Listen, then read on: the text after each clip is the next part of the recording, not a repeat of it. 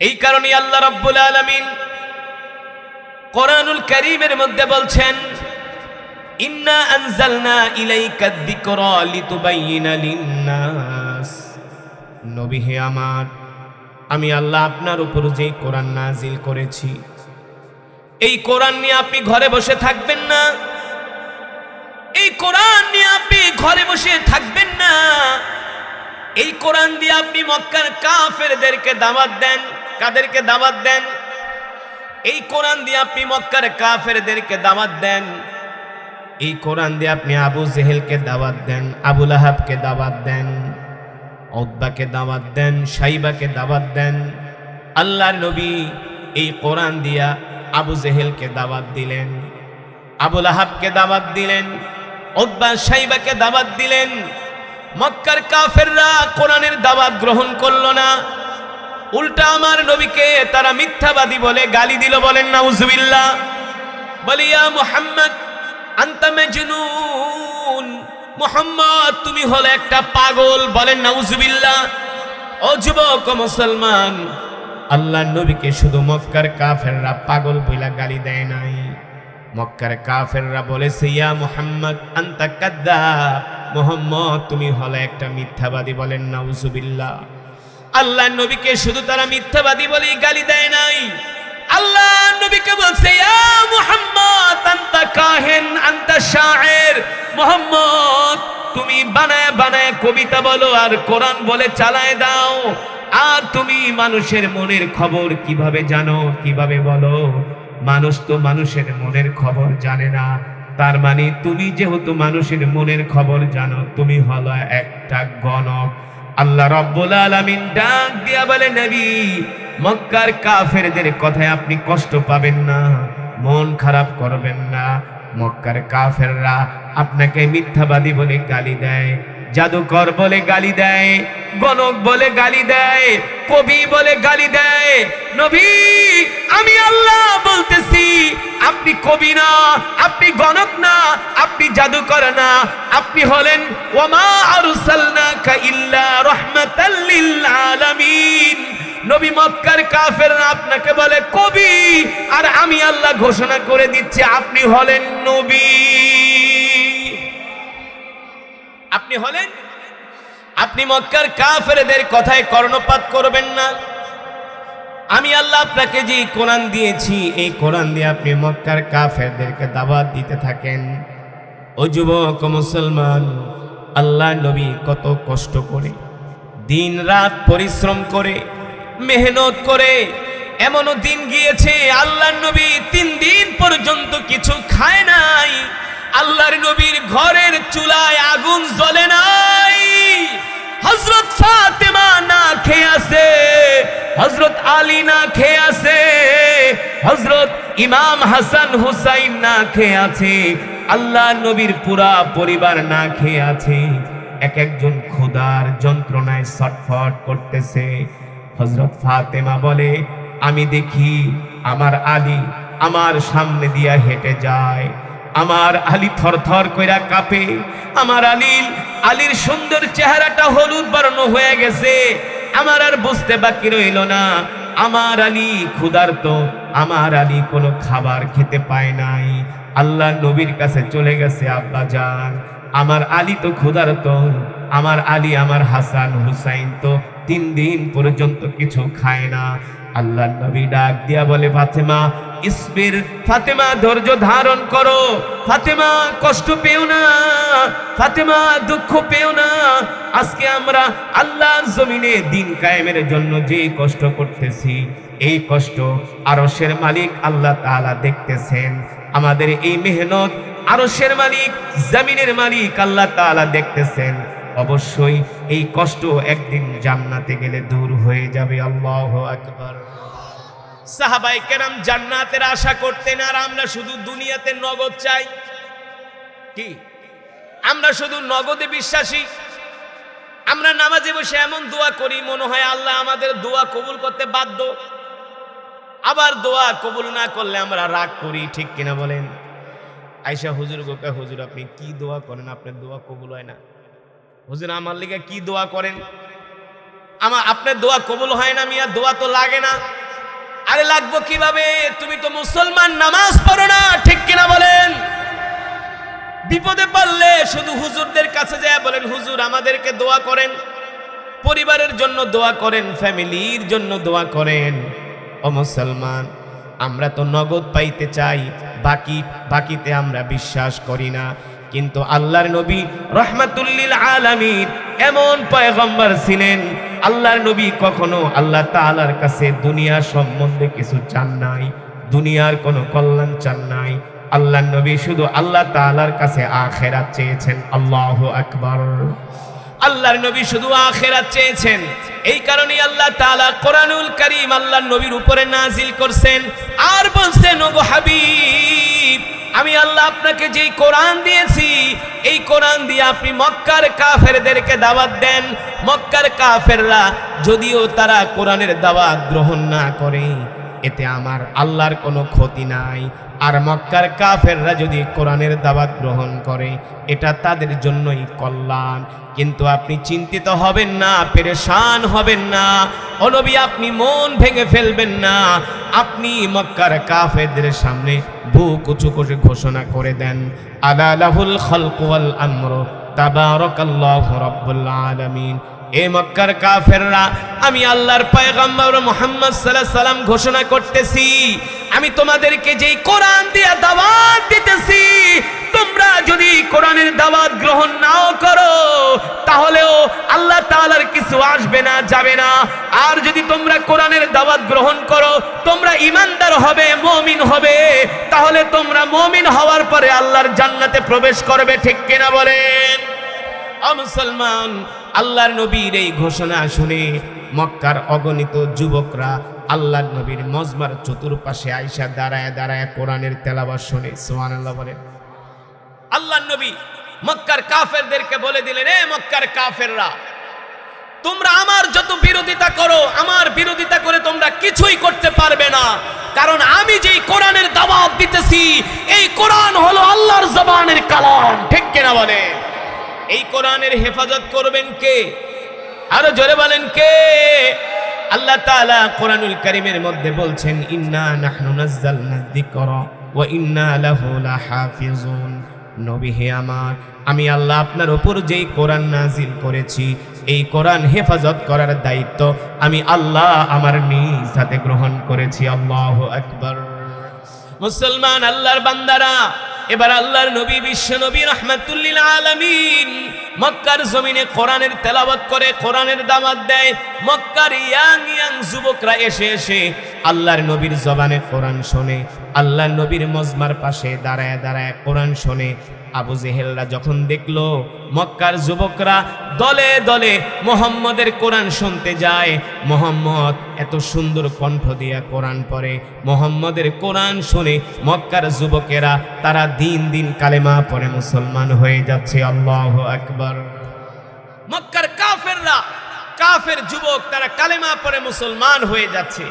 কিন্তু বাংলাদেশের মুসলমান যুবক এমনও আছে যারা কোরআনের মজমায় আসে না, মসজিদে আসে না, দাওয়াত ও তাবলীগের জন্য ডাকলে তাদেরকে খুঁজে পাওয়া যায় না। আছে কি? আছে এমন মুসলমান নাই? নামাজে ডাকলে বলে আমার সময় নেই, আমি খুব ব্যস্ত। দাওয়াত ও তাবলীগের জন্য ডাকলে বলে আমি ব্যস্ত। দ্বীনের কোনো কাজের জন্য ডাকলে বলে আমি ব্যস্ত। শুধু তারা দুনিয়া নিয়ে পড়ে থাকে। অথচ মক্কার কাফের, তারা ছিল কাফের, তারা ছিল মূর্তি পূজক, তারপরও আল্লাহর নবীর জবানে কোরআন শোনার জন্য তারা আল্লাহর নবীর বাড়ির চতুর্পাশে ভিড় জমাত। সুবহানাল্লাহ বলেন। আল্লাহর নবী বিশ্ব নবী রাহমাতুল্লিল আলামিন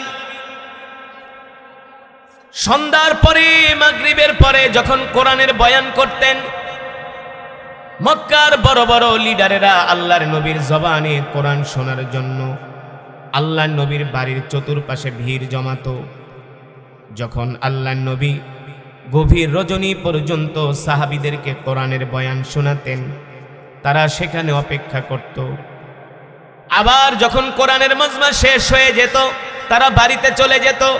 গোপনে গোপনে এসে এসে দূর থেকে তারা কোরআনের বয়ান শুনত। আবার আল্লাহর নবী যখন তাহাজ্জুদের সময় কোরআন পড়ত, স্বয়ং আবু জেহেল একদিন রাত ৩টা বাজে ঘুম থেকে উঠে গেছে আল্লাহর নবীর জবানে কোরআন শোনার জন্য। আবু জেহেল ৩টা কম্বল পেঁচিয়ে ঘর থেকে বের হয়ে যাচ্ছে আল্লাহর নবীর জবানে কোরআন শোনার জন্য। আবু জেহেলের স্ত্রীর নাম ছিল উম্মে জামিল। উম্মে জামিল ডাক দিয়া বলে, ও আবু জেহেল, এই রাত গভীরে তুমি কোথায় যাচ্ছ? প্রচন্ড শীতের মধ্যে 3টা কম্বল পেঁচিয়ে তুমি ঘর থেকে বের হয়ে কোথায় যাচ্ছ? আবু জেহেল তার স্ত্রীকে বলে, উম্মে জামিল, তুমি আমাকে ডিস্টার্ব করো না, তুমি ঘুমাও, আমি একটা ভালো কাজে যাচ্ছি। আবু জেহেলের স্ত্রী উম্মে জামিল বলে, আবু জেহেল, এই রাত 3টা বাজে কোনো মানুষ ঘর থেকে সহজে বের হতে চায় না। একে তো প্রচন্ড শীত আর ঠান্ডা, 2টা কম্বল পেঁচায়া তুমি ঘর থেকে বের হচ্ছ, কারণ কি? আবু জেহেল বলে, কেন? তোমার কাছে আমার কেন জবাব দিতে হবে? উম্মে জামিল বলে, কেন জবাব দিবা না? রাত 3টা বাজে 2টা কম্বল পেঁচায়া কোনো মানুষ এমনি এমনি ঘর থেকে বের হয় না, নিশ্চয়ই বড় কোনো কাজ আছে। আবু জেহেল বলে, অবশ্যই বড় কোনো কাজ আছে, এই কারণেই বের হচ্ছি। উম্মে জামিল বলে, তুমি কোন কাজের জন্য যাচ্ছ, কোন বিষয়ে যাচ্ছ, এটা আমাকে অবশ্যই বলতে হবে। আবু জেহেল বলে, উম্মে জামিল, ডিস্টার্ব করো না, ডিস্টার্ব করো না, আমি এমন একটা কাজের জন্য যাচ্ছি, এই বিষয়টা আমি তোমাকে অবগত করতে পারবো না। উম্মে জামিল বলে, যদি তুমি আমাকে না করো, না বলো কোন কাজে যাচ্ছ, তাহলে আমিও তোমাকে ঘর থেকে বের হতে দিব না। আবু জেহেল পড়ছেনি বিপদে। স্ত্রী কয়ে, কই যাইতেছো রাত 3টা বাজে, আগে আমাকে বলো। আবু জেহেল কয়ে, এই বেটি, আমাকে ডিস্টার্ব করিস না, বের হইতে দে, সময় শেষ হয়ে যাইতেছে। ওইদিকে আল্লাহর নবী রাত 3টা বাজে উঠে তাহাজ্জুদের মধ্যে কোরআন পড়ে। সেই কোরআন শোনার জন্য আবু জেহেল কাবার পাশে যাবে। সুবহানাল্লাহ বলেন। বর্তমানে আমরা যে বাইতুল্লাহ কাবা শরীফে যাই, কাবার চত্বরে যে জিয়ারত করি বাইতুল্লাহ, এই আল্লাহর ঘরের এক কোণে দাঁড়ায়া চোরের মতো আবু জেহেল কম্বল পেঁচায়া দাঁড়ায় দাঁড়ায় আল্লাহর নবীর কোরআন শোনে রাত 3টা বাজে, শীতের ভিতরে। আবু জেহেলের স্ত্রী উম্মে জামিল, সে ছিল নেত্রী টাইপের মহিলা। কি টাইপের? আমাদের দেশে একদল আছে না, নেত্রী টাইপের মহিলা, আগে আগে তারা স্লোগান দেয়, পুরুষের চেয়েও বেশি পাওয়ার দেখায়, আছে না? তো উম্মে জামিল ছিল এই টাইপের মহিলা। আবু জেহেল পর্যন্ত ওরে ভয় পাইত। আবু জেহেল তার স্ত্রীরা ভয় পাইত। উম্মে জামিল খুব ডেয়ারিং মহিলা ছিল। বলে, আবু জেহেল, তুমি কোথায় যাইবা বলতে হবে, নালে তোমাকে ঘর থেকে বের হতে দিব না। আবু জেহেল বলে, বেটি, জ্বালা যন্ত্রণা করিস না, সময় শেষ হয়ে যাইতেছে। কারণ আল্লাহর নবী তো তাহাজ্জুদের মধ্যে মাত্র 1.5-2 ঘন্টা কোরআন পড়বে, তারপর তো কোরআন পড়া বন্ধ, ফজরে আজান দিয়ে দিব, তো সময় তো শেষ হয়ে যাইতেছে। উম্মে জামিল বলে, তোমাকে আমি যেতে দিব না, আগে বলো তুমি কোথায় যাবে। আবু জেহেল বলে, উম্মে জামিল, আমাকে যেতে দাও, আমাকে ডিস্টার্ব করো না। উম্মে জামিল বলে, আবু জেহেল, তোমার চরিত্র কিন্তু অত ভালো না, এই রাত্রবেলা তুমি ঘর থেকে বের হইতেছো, নিশ্চয় তোমার অন্য কোনো উদ্দেশ্য আছে। আবু জেহেল বলে, উম্মে জামিল, তুমি আমার চরিত্রে কালিমা লেপন করো না, আমার চরিত্র ভালো না, আমি একটা ছেঁচড়া টাইপের মানুষ, এটা আমি নিজেও স্বীকার করি, কিন্তু এখন কিন্তু একটা ভালো কাজে যাইতেছি। তাফসীরের মধ্যে আসছে, আবু জেহেল বলে, উম্মে জামিল, আমি কিন্তু এখন একটা ভালো কাজের জন্য যাচ্ছি। আবু জেহেলের স্ত্রী উম্মে জামিল বলে, কোন ভালো কাজের জন্য যাচ্ছ, এটা আমাকে তোমার বলতেই হবে। আবু জেহেল বলে, স্ত্রী রে, ও প্রিয়তমা স্ত্রী, আমি যেই কাজের জন্য যাচ্ছি এই কথা যদি আমি তোমাকে বলি, আর তুমি যদি মক্কার কোনো মানুষকে বলে দাও, তাহলে মক্কার জমিনে আবু জেহেলের নেতাগিরি থাকবে না। আবু জেহেলের নেতাগিরি থাকবে না, কারণ এই আবু জেহেল দিনের বেলা আল্লাহর নবীর বিরোধিতা করে, কোরআনের তেলাওয়াতের বিরোধিতা করে, ঠিক কিনা বলে? আবার রাত্রবেলায় আবু জেহেলরা পালায়া পালায়া আল্লাহর নবীর কোরআন শুনতে যায়। সুবহানাল্লাহ বলেন। দিনের আলোতে কোরআনের বিরোধিতা করে, আর রাত্র হলে আল্লাহর নবীর কণ্ঠে তারা কোরআন শুনতে যায়। আবু জেহেল বলে, স্ত্রী উম্মে জামিল, তোমার কাছে আমি যদি ভুলা দিই, এমনিই তো মহিলাদের কোনো কথা তাদের পেটের মধ্যে থাকে না, মহিলাদের কথা সহজে তারা কথা হজম করতে পারে না, বইলা দেয়, আবেগে বইলা দেয়। 2-4 জন বান্ধবী একসাথে বসলে একেবারে সব 2 যুগের যত কথা আছে 1 ঘন্টার ভিতর সব বইলা ফেলায়, ঠিক কিনা বলে? এটা হলো মা বোনদের একটা স্বভাবজাত অভ্যাস। তারা আবেগী হয়ে থাকে বেশি, তাদের মন নরম। পুরুষের মতো মহিলাদের মন এত শক্ত না, তারা অল্পতেই তারা কষ্ট পায়, আবার একটু আদর করলেই তারা খুশি হয়ে যায়। মহিলা হলো এই টাইপের, তারা কথা হজম করতে পারে না। আবু জেহেল বলে, তোমাকে যদি আমি এখন বলি আমি রাত 3টা বাজে কোথায় যাচ্ছি, তুমি যদি দিনের বেলা কাউকে বইলা দাও তাহলে কিন্তু আমার নেতাগিরি থাকবে না।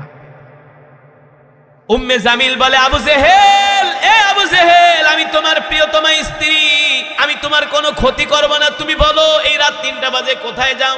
আবু জেহেল বলে, ভালো কাজে যাই। আসলেই তো ভালো কাজ, কোরআন শোনা ভালো কাজ না? এর চাইতে তো আর ভালো কাজ হইতে পারে না। কিন্তু আবু জেহেল তো কাফের, সে তো আর মুসলমান না। কিন্তু তারপর আবু জেহেল কোরআনের তেলাওয়াত না শুনলে তার ঘুম আসতো না। আবু জেহেলের কোরআন না শুনলে রাত্রে ঘুম আসতো না। আর আমাদের গরু খাওয়া মুসলমানের গান না শুনলে ঘুমায় না। হ্যাঁ, আবু লাহাবরা আল্লাহর নবীর কণ্ঠে কোরআন না শুনলে তারা ঘুমাইতে পারতো না। কোরআনের তেলাওয়াত ছিল তাদের জন্য ঘুমের মেডিসিন। আর আমাদের মুসলমান যুবকদের মেডিসিন হলো হিন্দি গান। হ্যাঁ, ভারতের থেকে মাঝে মাঝে হিন্দি গান আসে, সেগুলা শুনলে পাগল হয়ে যায়। আর বাংলাদেশে একজন মহিলা ছিল, ফাইটটা যায়, সিরা যায়, লয়া যায়, খায়া যায়। ছিল না একটা মহিলা, নাম কি? ওই মমতাজ। সংসদে দাঁড়ায় বলছিল সে নাকি বুখারী, তিরমিজি, আবু দাউদ, মিশকাত সব পড়ছে। আবু দাউদ, মিশকাত সব পড়ছে। আমি মমতাজের এলাকা মানিকগঞ্জে যায় বলছিলাম, মমতাজ, বুখারী, তিরমিজি, আবু দাউদ, মিশকাত তো দূরের কথা, তুমি যদি সূরা ফাতিহা সহিহ করে পড়তে পারো তাহলে আমরা তোমার দলে যোগ দিব। আর যদি সূরা ফাতিহা সহিহ করে পড়তে না পারো তাহলে জুতার মালা গলায় দিয়া পুরা ঢাকার শহর ঘোরানো হবে। এই কথা শোনার পরে মানিকগঞ্জের ওর এলাকার কিছু মানুষ আমাকে অ্যাটাক করতে আসছিল। আমাকে অ্যাটাক করতে আসছিল, বলে হুজুর এত বড় সাহস আমাদের এলাকায় এসে আমাদের নেত্রীর বিরুদ্ধে কথা বলেন। আমি বলি, বেটা তোদের নেত্রী না, যারা কোরআনের বিরুদ্ধে, ইসলামের বিরুদ্ধে কথা বলে হক্কানি আলেমরা আল্লাহ ছাড়া কাউকে ভয় পায় না, ঠিক কিনা বলেন? কিন্তু সেই মমতাজ নাই। আজকে কিন্তু বাংলাদেশে আলেমরা ঠিকই আছে, ঠিক কিনা বলে? আগে একটা ওয়াজ মাহফিল করতে গেলে ওসি আর ডিসির পায়ে 1 কেজি সরষের তেল মাখতে হইতো অনুমতির লেগা। হ্যাঁ, একটা ওয়াজ মাহফিলের অনুমতি আনার জন্য ওসি আর ডিসির কাছে যায় ধর্ণা ধরতে হতো। মাহফিলে আইসা মাহফিলের মাইকেল লাইন কেটে দিত, মঞ্চ ভাঙ্গা দিত, স্টেজ ভাঙ্গা দিত, ঠিক কিনা বলেন? আর মঞ্চে ওঠার আগে একটা স্লিপ ধরায় কইতো, হুজুর আমাদের বিরুদ্ধে কিছু বললেন না। আমরা বলতাম যেটা আল্লাহর কোরআন বলছে সেই কথা আমরা বলবোই বলবো, আল্লাহ ছাড়া আমরা কারো সামনে মাথা নত করি না, ঠিক কিনা বলেন? আমার নবী আবু জেহেলদের সামনে মাথা নত করে নাই। আমরা সেই বিশ্ব নবীর শিষ্য, কথা বলেন, আমরা সেই বিশ্ব নবীর উম্মত। আমরা আল্লাহ ছাড়া কাউকে ভয় পাই না, ঠিক কিনা মুসলমান? আমাদের কাছে পৃথিবীর সবচেয়ে দামি কিতাব আল্লাহর কোরআন আছে। আমাদের কোনো ভয় আছে? আমাদের সাথে আমাদের আল্লাহ আছে, ঠিক কিনা বলেন? যিনি বিশাল এই সাম্রাজ্যের মালিক, আমাদের রব আছে আমাদের সাথে পৃথিবীর শ্রেষ্ঠ পয়গম্বর আমাদের নবী রহমাতুল্লিল আলামিন আছে, ঠিক কিনা বলেন? আমাদের কোনো ভয় আছে নাকি মুসলমান?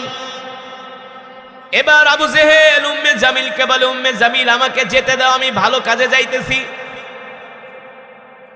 উম্মে জামিল বলে, আবু জেহেল আমি তোমার কোনো ক্ষতি করব না, আমার দ্বারা তোমার কোনো ক্ষতি হবে না। তুমি আমার সাথে 50 বছর ধরে সংসার করো, তুমি এখনো কি আমাকে চিনো নাই? আবু জেহেল বলে, উম্মে জামিল কিভাবে আমি আমার দুর্বলতা তোমার কাছে প্রকাশ করি? উম্মে জামিল বলে, স্বামী হে আমার, বলো বলো, আমি মক্কার কোনো মানুষকে বলবো না। আবু জেহেল উম্মে জামিলের দিকে তাকায় বলে, প্রিয়তমা শোনো, আমি দিনের আলোতে মুহাম্মদের বিরোধিতা করি, সূর্যের আলোতে মুহাম্মদের কোরআনের তেলাওয়াতের বিরোধিতা করি। আল্লাহি রব্বাল কাবা, ওই রবের কাবার কসম খায়া বলি, মুহাম্মদের কোরআন তেলাওয়াত না শুনলে আমি আবু জেহেল ঘুমাইতে পারি না। কারণ কাবা এমন একটা ঘর, এটা মুসলমানদের কাছে যেমন দামি, আবু জেহেলদের কাছেও ছিল দামি। জানেন না, আমরা তো বাইতুল্লাহ তোয়াফ করি পবিত্র হইয়া ইহরামের কাপড় বেঁধে, আর কাফেররা কিন্তু বাইতুল্লাহর ভিতরে ঢুইকা উলঙ্গ হইয়া তারা তোয়াফ করত, আর বলতো আল্লাহ যা করছি করছি মাফ করে দিও, তোমার ঘরকে ভালোবাসি। আল্লাহ বলে এই যে আমার কাছে মাফ চাইছে, এই কারণে ওদেরকে আমি ধ্বংস করি নাই, নাহলে সাথে সাথে ধ্বংস করে দিতাম। ওরাও কিন্তু কাফেররা কাবা শরীফকে ভালোবাসতো, তারা জানে এই কাবা কার ঘর। জোরে বলেন কার ঘর? আল্লাহর ঘর। এবার ওই আবু জেহেল বলে উম্মে জামিল শোনো, আমি ওই রবের কাবার কসম খায়া বলি, আমি মুহাম্মদের বিরোধিতা করি ঠিক আছে, কিন্তু মুহাম্মদের কোরআন তেলাওয়াত না শুনলে আমার ঘুম আসে না। মুহাম্মদের কণ্ঠ এমন জাদুকরী কণ্ঠ, যেই কণ্ঠের আওয়াজ শুনলে আমার কলিজা ঠান্ডা হয়ে যায়। এবার উম্মে জামিল বলে আবু জেহেল, আমিও আমার দুর্বলতা তোমার কাছে প্রকাশ করি, কারণ তুমি তো আমার স্বামী। শোনো আবু জেহেল, তুমিও যেমন মুহাম্মদের কোরআন তেলাওয়াত না শুনলে ঘুমাইতে পারো না, আমিও উম্মে জামিল মুহাম্মদের কণ্ঠে কোরআন তেলাওয়াত না শুনলে আমিও শান্তি পাই না। আল্লাহু আকবার, জোরে বলেন আল্লাহু আকবার। এবার উম্মে জামিল বলে আবু জেহেল, তুমি একা যাইবা কা, সাথে আমারেও নিয়ে যাও সাথে। আবু জেহেল বলে না, মহিলা মানুষ একটু লেজি টাইপের, তোমারে নিলে আবার বড় ঝামেলা ঠামেলা হইতে পারে। উম্মে জামিল বলে না না না, কোনো ঝামেলা হবে না, তুমি আমাকেও নিয়ে যাও। আবু জেহেল বলে শোনো, ডিস্টার্ব করো না, আমাকে একা যাইতে দাও। উম্মে জামিল বলে যেহেতু মুহাম্মদের কোরআন শুনতে যাইবা, আমাকে ছাড়া তুমি যেতে পারবা না, আমাকে নিতেই হবে। এবার আবু জেহেল বলে ঠিক আছে, যেহেতু তুমি আমাকে একা যেতেই দিবা না, তাহলে শোনো, তুমি একটা কম্বল দিয়া তোমার মুখটারে ভালো করে বাঁধো। উম্মে জামিল বলে কেন? বলে শোনো, তোমার মুহাম্মদের কোরআন শুনতে শুধু মনে করছো তুমি আর আমি যাই না, মুহাম্মদের কোরআন কিন্তু গোপনে গোপনে মক্কার সব মানুষই শোনে। যদি মক্কার জনগণের সামনে ধরা খায়া যায়, তাহলে মক্কার জনগণ বলবে আবু জেহেল শুধু একা মুহাম্মদের কোরআন শুনতে আসে না, তার স্ত্রী উম্মে জামিলও আসে। বোরকা পরবি না, আল্লাহ কেমনে বোরকা পরায়? হ্যাঁ, বোরকা পরবি না, মুখ ঢাকবি না, আল্লাহ কেমনে মুখ ঢাকায়? আমাদের দেশে কিছু প্রগতিশীল মা বোনেরা আছে যারা বোরকা মুখ ঢাকা পছন্দ করে না, আছে কি আছে না? আল্লাহ তাআলার বিধান, ফরজ বিধান, তারা পর্দাকে পছন্দ করে না, তারা পর্দা করতে চায় না, মুখ ঢাকতে চায় না। আল্লাহ কয় মুখ ঢাকবি না, এমন করোনা আল্লাহ দিছে, মুখ তো ঢাকবি ঢাকবি, আরো বড়টাও ঢাকবি। মুখ চোখ সব ঢাইকা একেবারে মাছ ঠাস পিপি টিপি পয়রা রাস্তায় বের হইতে, ঠিক কিনা বলেন? হ্যাঁ, মুখ ঢাকবি না, এবার পুরো শরীর ঢাকতে হবে। আবু জেহেল বলে উম্মে জামিল ভালো করে মুখ ঢাকো, কম্বল দিয়া মুখ পেঁচাও, শরীর টরিল ভালো করে পেঁচাও, যাতে করে তোমাকে কেউ দেখে চিনতে না পারে। উম্মে জামিল বলে ঠিক আছে। এবার আবু জেহেল আর উম্মে জামিল দুইজনে কম্বল পেঁচায়া কুপি একটা হাতে নিয়ে রাত 3টা বাজে উখরুজ মিনাল বাইত ইলাল কাবা, সুবহানাল্লাহ বলেন, ঘর থেকে বের হয়ে গেছে কাবার দিকে যাওয়ার জন্য। এবার কাবায় পৌঁছানোর পরে দেখতেছে আল্লাহর নবী তার সুললিত কণ্ঠে কোরআনুল কারীমের তেলাওয়াত করতেছে, সুবহানাল্লাহ বলেন। কোরআন এমন এক কিতাব, যে কোরআনের তেলাওয়াত শুনলে পাথরের মতো হৃদয়টা মোমের মতো গলে যায়। কথা কন, শান্তি লাগে কি লাগে না? যুবক রে, জীবনে কত গান শুনছো, কত গান আইলো আর গেল, কত লেটেস্টের গান পৃথিবীতে আসলো, ওই গানের মেয়াদ 3 মাস 6 মাস 1 বছরের বেশি থাকে না, ঠিক কিনা বলেন? কিন্তু যেই কোরআন আল্লাহ তাআলা 1450 বছর আগে বিশ্ব নবীর উপরে নাজিল করছি, এই কোরআন যতই তেলাওয়াত করি ততই মনে হয় এই কোরআনের সুর নতুন সুর, ঠিক কিনা বলেন? এই কোরআন যতই তেলাওয়াত হয় ততই মজার মজা। এই যে আমরা বাইতুল্লাহ শরীফে যাই, কাবায় যাই, যখন ফজরের সময় কাবার ইমামরা কোরআনের তেলাওয়াত করে, এক রাকাতে 2-3 পৃষ্ঠা তেলাওয়াত করে, মনে হয় কয়েক মিনিটে তেলাওয়াত শেষ হয়ে গেছে, ঠিক কিনা বলেন? এত মজা কোরআন তেলাওয়াতের মধ্যে, এত মজা। মানুষ এক গান 2-3 বার শুনতে চায় না, কিন্তু আমরা প্রতিদিন নামাজের মধ্যে সূরাতুল ফাতিহার তেলাওয়াত করি, তেলাওয়াত শুনি। কথা কন, কোন সূরা? কত সুন্দর করে ইমাম সাহেব পড়ে, আলহামদুলিল্লাহি রাব্বিল আলামিন আর রহমানির রহিম মালিকি ইয়াউমিদ্দিন ইয়াকা না'বুদু ওয়া ইয়াকা নাস্তাঈন ইহদিনাস সিরাতাল মুস্তাকিম সিরাতাল লাযীনা আন'আমতা আলাইহিম গায়রিল মাগদুবি আলাইহিম ওয়ালাদ-দাল্লিন। আল্লাহু আকবার। এই সূরা ফাতিহা যতবার পড়ি ততই পড়তে মন চায়, ততই শুনতে মন চায়, ঠিক কিনা বলেন?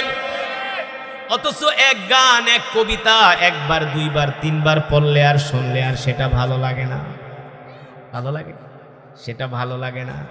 কিন্তু এই কোরআন এমন এক কিতাব, এই কোরআনের তেলাওয়াত যতই শুনবেন ততই মজা লাগে। এই কোরআনের তেলাওয়াত শুনে কত কাফেররা মুসলমান হয়ে গেছে, এই কোরআনের তেলাওয়াত শুনে কত মুশরিকরা মুসলমান হয়ে গেছে, এই কোরআনের তেলাওয়াত শুনে কত খ্রিস্টানরা মুসলমান হয়ে গেছে, এই কোরআনের তেলাওয়াত শুনে কত বিধর্মীরা মুসলমান হয়ে গেছে। কেন মুসলমান হবে না? এই কোরআন হলো আল্লাহর জবানের কালাম। যখন এই কোরআনের তেলাওয়াত করা হয়, অর্থ বোঝে না, ব্যাখ্যা বোঝে না, বিশ্লেষণ বোঝে না, বাংলা অনুবাদটাও বোঝে না, তারপরেও কেমন যেন কোরআনের তেলাওয়াত শুনলে হৃদয়ের মধ্যে লেগে যায়, ঠিক কিনা বলে? লাগে কি লাগে না?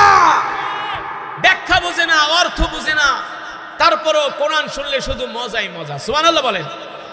2017 সনে আমাকে মালয়েশিয়াতে একটা প্রোগ্রামে দাওয়াত দেয়া হয়েছে। মালয়েশিয়ার স্বাধীনতা দিবসে। মালয়েশিয়ার স্বাধীনতা দিবসকে বলা হয় মারদেকা। মালয়েশিয়ার স্বাধীনতা দিবসকে বলা হয় কি? মারদেকা। ইংলিশে ইন্ডিপেন্ডেন্ট ডে। আমাদের বাংলাদেশে যেমন আমরা 16ই ডিসেম্বর, তারপরে 26শে মার্চ স্বাধীনতা দিবস আমরা উদযাপন করি, মালয়েশিয়ার স্বাধীনতা দিবসের নাম হলো মারদেকা। তো ওই মালয়েশিয়ার একটা প্রোগ্রামে, রাষ্ট্রীয় একটা প্রোগ্রামে আমাকে দাওয়াত করা হলো। সেখানে সারা পৃথিবী থেকে যারা বিশ্ববিখ্যাত কারি আছেন, সারা পৃথিবীতে যারা কোরআন পড়েন, এমন ইসলামিক স্কলারদেরকে তারা প্রতি বছর তাদের স্বাধীনতা দিবসে দাওয়াত দেয়। স্বাধীনতা দিবসে দাওয়াত দিয়ে সেখানে কারি সাহেবদেরকে দিয়ে তারা কোরআনুল কারীমের তেলাওয়াতের মাহফিল করে, তারা তাদের স্বাধীনতা দিবস। আর আমরা বাঙালিরা তো সিঙ্গাপুর হয়ে গেছি, এই কারণে আমরা স্বাধীনতা দিবসে সারা রাত শুধু গান বাজাই, ঠিক কিনা বলেন? সারা রাত কি বাজায়? গান বাজায়। সারা রাত গান বাজায় আর দিনের বেলা খিচুড়ি খায়। আর মালয়েশিয়াতে তারা তাদের স্বাধীনতা দিবসে ওই দিন তারা মালয়েশিয়ার ম্যাক্সিমাম মানুষ রোজা রাখে। কি রাখে? রোজা রাখে। আল্লাহ তাআলা শুকরিয়া আদায় করে যে তারা তাদের দেশকে স্বাধীন করতে পেরেছে। আর আমরা বাজাই গান আর তারা সেই দিন রোজা রাখে। তো তাদের স্বাধীনতা দিবসের প্রোগ্রামে মালয়েশিয়ার একটা বিখ্যাত মসজিদ, মসজিদে জামেক, সেই মসজিদে জামেকে আমাকে দাওয়াত করা হলো কোরআন তেলাওয়াত করার জন্য। তো বাদ আসর আমার তেলাওয়াতের শিডিউল ছিল। আমি বাদ আসর কোরআনুল কারীমের তেলাওয়াত করতেছি। আমার আজও পর্যন্ত এই দৃশ্যটা আমার চোখের সামনে ভেসে ওঠে। আসরের পরে আমি কোরআনুল কারীমের তেলাওয়াত করতেছি, তেলাওয়াত চলছে, তেলাওয়াত চলছে। একটু পরে তাকায় দেখি মসজিদের আশেপাশে অনেক চাইনিজ মেয়েরা, আমেরিকান, রাশিয়ান ছেলে মেয়ে, ওরা খ্রিস্টান, কেউ বুদ্ধিস্ট। আর বিধর্মীদেরকে দেখলেই তো বোঝা যায় ওদের পোশাক আশাক। আমেরিকান, রাশিয়ান, চাইনিজ, ওরা ওই সব দেশের মেয়েরা কোন পোশাক পরে এটা তো আপনারা নিজেরাও জানেন। ওরা ওদের অর্ধনগ্ন পোশাক পরে, কিন্তু তারা সেই ড্রেস আপ পরেই মসজিদের বাহিরে শত শত ছেলে মেয়ে দাঁড়ায় আছে। অনেক অমুসলিম মেয়েরা মসজিদ কমিটিকে রিকোয়েস্ট করছে যে তোমাদের মসজিদে ঢোকার জন্য আমাদেরকে এন্ট্রি দাও, আমরা মসজিদে ঢুকা তোমাদের ধর্মীয় যেই তেলাওয়াত হচ্ছে, ধর্মীয় গ্রন্থ, সেটা আমরা শুনি। কোরআন রিসাইটেশন যে তেলাওয়াত হচ্ছে, আমাদেরকে সেই তেলাওয়াত শোনার সুযোগ দাও। তো মালয়েশিয়ার প্রতিটা বিখ্যাত মসজিদ হলো দৃষ্টিনন্দন মসজিদ। অনেক ভিজিটর, পর্যটকরা তারা আসে সেই মসজিদগুলো ভিজিট করতে, দেখতে আসে। এত সুন্দর দৃষ্টিনন্দন কারুকার্য করা মসজিদ, এগুলো দেখতে আসে। তো মসজিদ কমিটি বলল যে আমরা যে তোমাদেরকে ঢুকতে দিব, মুসলমানদের মসজিদে কোনো অমুসলিমকে অর্ধনগ্ন পোশাক পরে ঢুকতে দেওয়া নিষেধ। ঢুকতে দেওয়া কি নিষেধ। যেমন ট্রাম্পের মেয়ে আরব আমিরাত সফর করতে গিয়েছিলেন। আরব আমিরাতের একটা বিখ্যাত মসজিদ তাকে ঘোরানো হয়েছে। মসজিদে ঢোকার আগে তারে কিন্তু বোরকা পরতে বাধ্য করা হয়েছে, যে তুমি আমাদের মসজিদে ঢুকবা, এই হাফ প্যান্ট পরে ঢুকবা, নট অ্যালাউড। হাফ প্যান্ট পরে ঢোকা যাবে না, ছোট গেঞ্জি পরে ঢুকবা, ঢোকা যাবে না। আমাদের মসজিদে ঢুকলে হলে আমাদের মসজিদের ইউনিফর্ম আছে, এই ইউনিফর্ম তোমাকে পরতে হবে। তো মসজিদ কমিটি অনেক অমুসলিম মেয়েদেরকে ইউনিফর্ম দিছে ভিতরে ঢোকার জন্য। আর ছেলেদের জন্য মসজিদে লুঙ্গি থাকে, লুঙ্গি, ওই লুঙ্গি ওরা হাফ প্যান্টের উপর দিয়ে পরে, যাতে তাদের টাকনু হাঁটুটা ঢেকে থাকে। এইভাবে করে অনেক অমুসলিম ছেলেমেয়েরা মসজিদের আঙিনায়, মসজিদের বাউন্ডারিতে বসে বসে তারা কোরআন শুনছে। কিন্তু অনেক ছেলেমেয়েরা খ্রিস্টান, ইহুদি, বুদ্ধিস্ট, তারা ঢুকতে পারতেছে না মসজিদে। মসজিদ কমিটি বলে তোমাদেরকে যে ঢুকতে দিব, আমাদের ইউনিফর্ম শেষ। অসংখ্য অগণিত অমুসলিম ছেলেমেয়েরা মসজিদের বাহিরে দাঁড়ায় দাঁড়ায় কোরআন শুনতেছে। তো আমার যখন তেলাওয়াত শেষ হয়ে গেল, আমি একজন বাঙালি প্রবাসী, ওকে ডাক দিলাম, এদিকে আসো, এত মুসলিম ছেলেমেয়েরা এখানে কি করছে? ওরা আমাদের মসজিদের বাউন্ডারিতে ঢুকছে, বাহিরে দাঁড়ায় আছে। বলে হুজুর, এই মালয়েশিয়াতে প্রতি বছর স্বাধীনতা দিবসে যে কোরআনের মাহফিল হয়, অনেক অমুসলিম ছেলেমেয়েরা মাইকের আওয়াজ শোনার পরে, কোরআন তেলাওয়াত শোনার পরে তারা দৌড়ায় দৌড়ায় আয়সা দাঁড়ায় দাঁড়ায় তারা কোরআন শোনে, দাঁড়ায় দাঁড়ায় তারা কোরআন শোনে। ওই যে আবু জেহেল, মনে আছে নাকি? তার স্ত্রী উম্মে জামিলকে নিয়ে কয়টা বাজে গেছে? রাত 3টা বাজে গিয়েছে আবু জেহেল তার স্ত্রী উম্মে জামিলকে নিয়ে। আল্লাহর নবীর জবানে কোরআন শুনতে শুনতে আবু জেহেল বিমোহিত, বিমুগ্ধ হয়ে যায়। কোরআন তেলাওয়াতের সুর শুনে আবু জেহেলের চোখে ঘুম এসে যায়। ঘুম, সুবহানাল্লাহ বলেন। ও যুবক, তুমি যদি কোনো ডিপ্রেশনে থাকো, তুমি যদি কোনো মানসিক সমস্যায় থাকো, তুমি যদি কোনো অশান্তিতে থাকো, টেনশনে থাকো, রাত্রবেলা যদি তোমার ঘুম না আসে, তুমি ইশারের নামাজ আদায় করে ঘুমায়া পড়ো। যদি ঘুম না আসে, আবার 2 রাকাত না, তাই ধর্ষণ বন্ধ হবে না। একজন মার্ডার কেসের আসামি জজ সাহেবকে 50,000 টাকার কয়েকটা বস্তা বইরা বান্ডিল দিলে মার্ডার কেসের আসামি জজ আদালত থেকে সে খালাস পাওয়া যায়। ঠিক কিনা বলেন?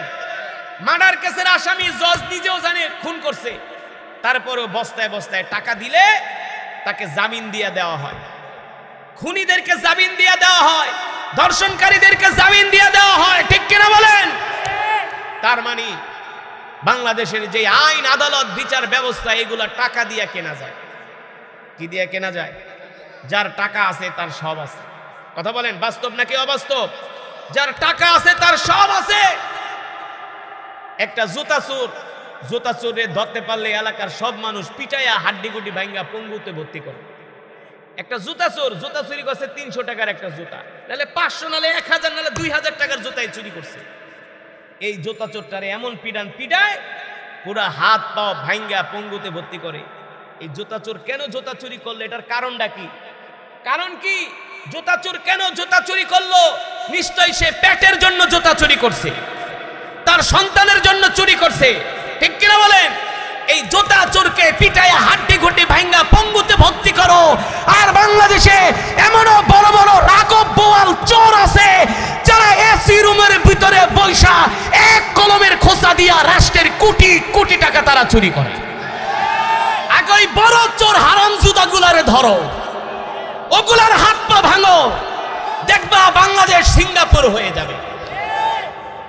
যারা 16 বছর ক্ষমতায় ছিল তারা 92,000 কোটি ডলার তারা বাংলাদেশ থেকে পাচার করছে।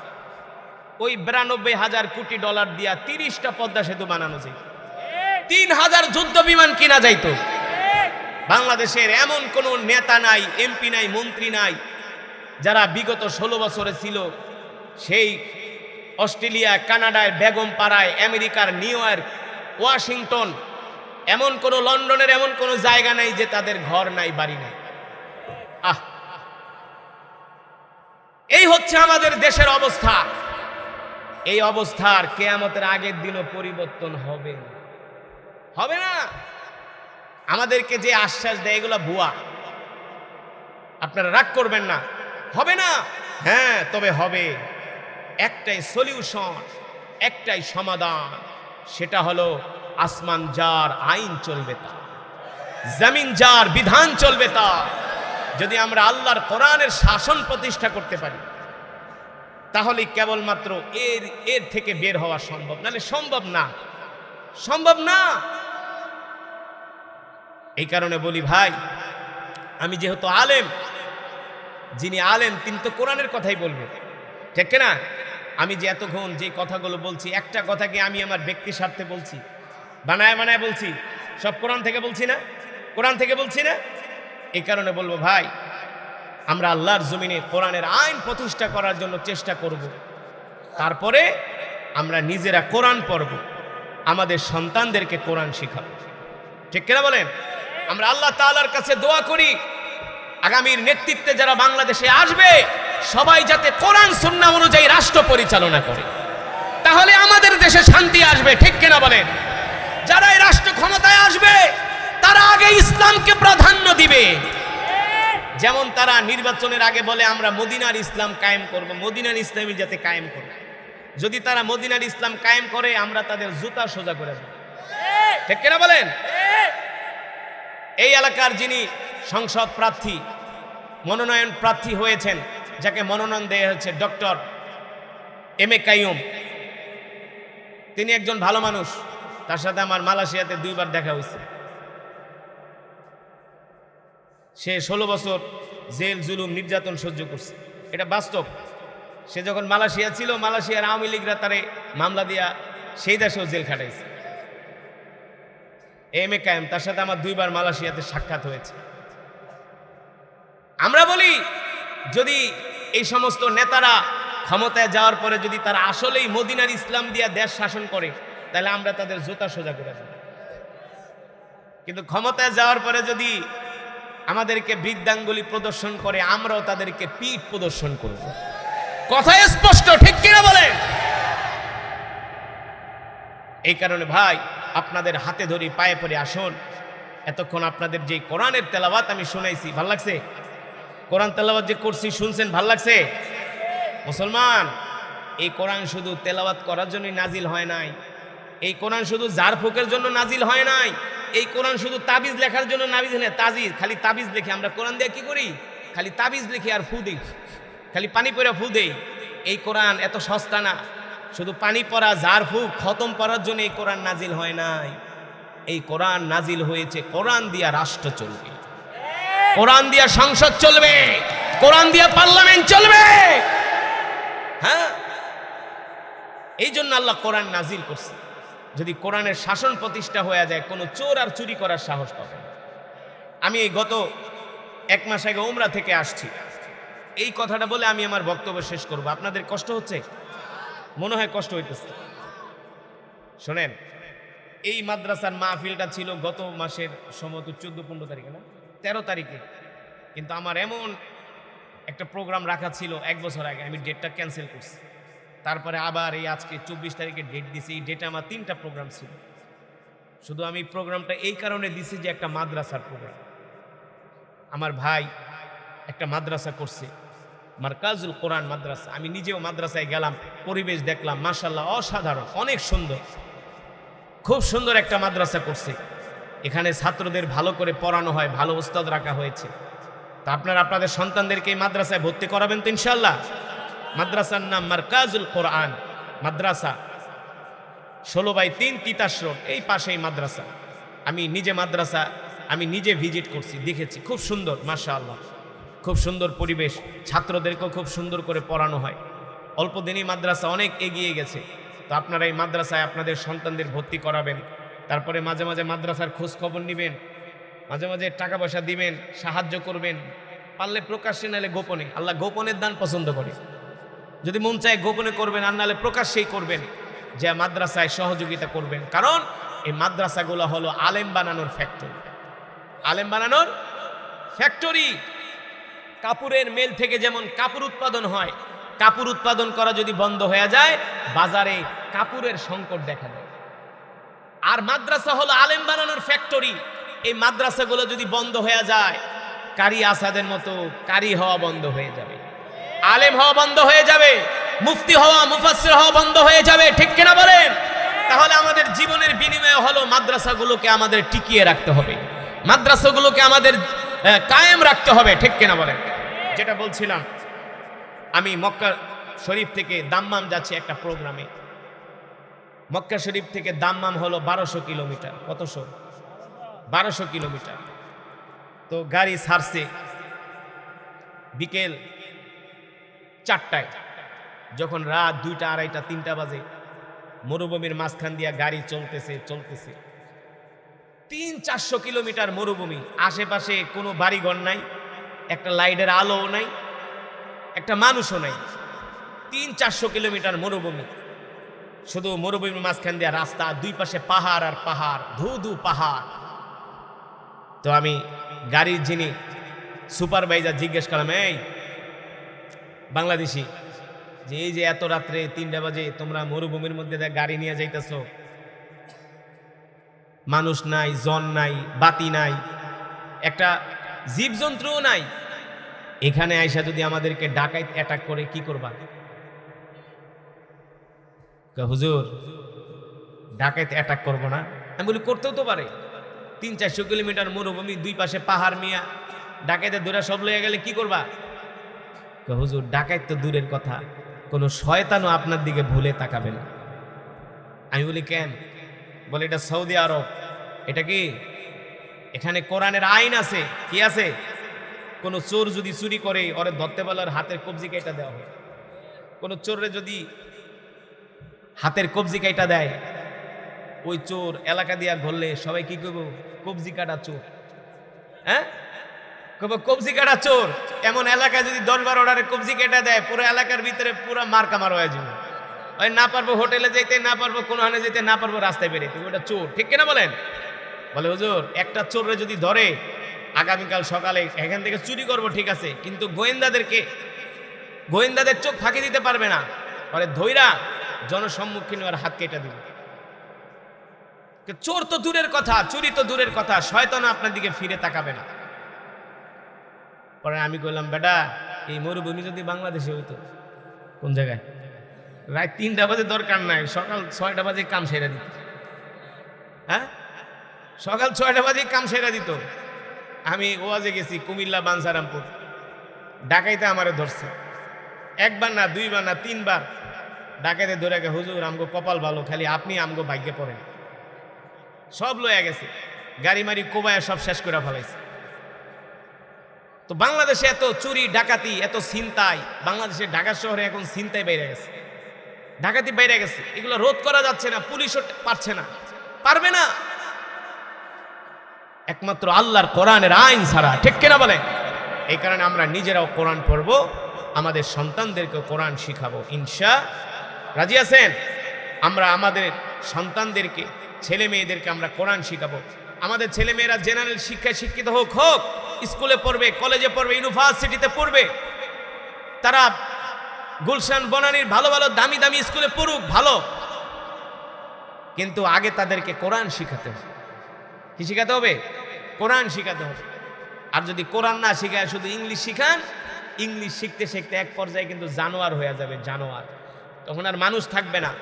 এই কারণে আগে ধর্মীয় শিক্ষায় শিক্ষিত করতে হবে, ঠিক কিনা বলেন? আল্লাহ তাআলা আমাদের সকলকে তৌফিক দান করুন।